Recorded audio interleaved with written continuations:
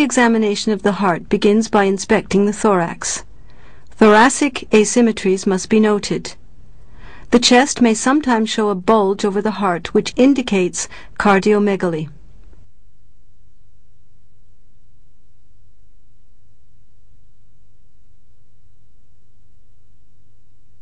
During palpation, the first thing to locate is the point of maximum impulse, which is normally found in the left medioclavicular line.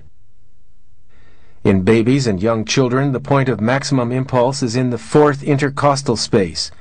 In older children, it is between the fourth and fifth intercostal space. During palpation, assess if the maximum impulse is raised or widened or too far to the left. These findings would indicate left ventricular hypertrophy. A raise on the lower left sternal border may indicate right ventricular hyperactivity and hypertrophy. Sometimes a palpable cardiac thrill indicates circulatory pathology. The thrill should also be sought in the suprasternal notch.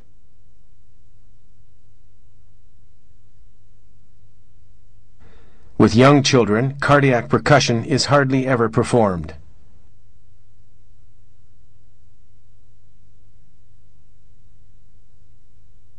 The heart is auscultated in the following order: second, right and left intercostal space; third, left intercostal space, Erb's point; fourth, left intercostal space, lower left sternum border, as well as over the heart apex, and in special cases, the fourth right intercostal space.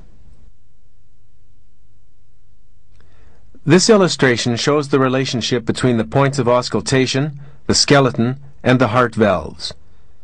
Murmurs which originate in the pulmonary valve can best be heard in the second left intercostal space. Murmurs radiate from the aortic valve via the aortic arch to the second right intercostal space. Murmurs of mitral origin can be heard at Erb's point and at the heart apex. A ventricular septal defect can be heard best at the lower left sternum border and at Erb's point. Murmurs which originate at the tricuspid valve radiate parasternally to the lower right sternal border. During auscultation, note the following points: heart rate, rhythm, that is, the regularity of the heartbeat, quality of the heart sounds, and the presence of additional heart sounds, murmurs or clicks. The heart rate changes with age. In the first year of life, the heart rate is about 140 beats per minute. In the second year, 120. In the fourth, 100. In the eighth, 90. Towards the end of puberty, the heart rate approaches that of an adult.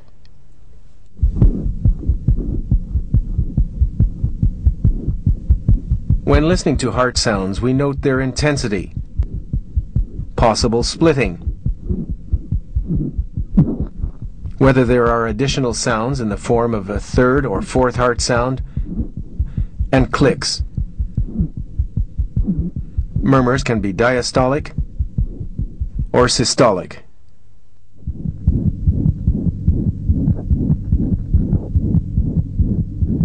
Can you hear this holosystolic murmur?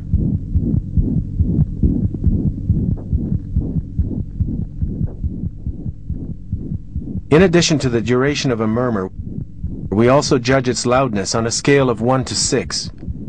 We further describe the quality of the murmur, that is, whether it is soft or rough, the point of maximum intensity, as well as possible radiation to other areas, especially the back and the carotid arteries.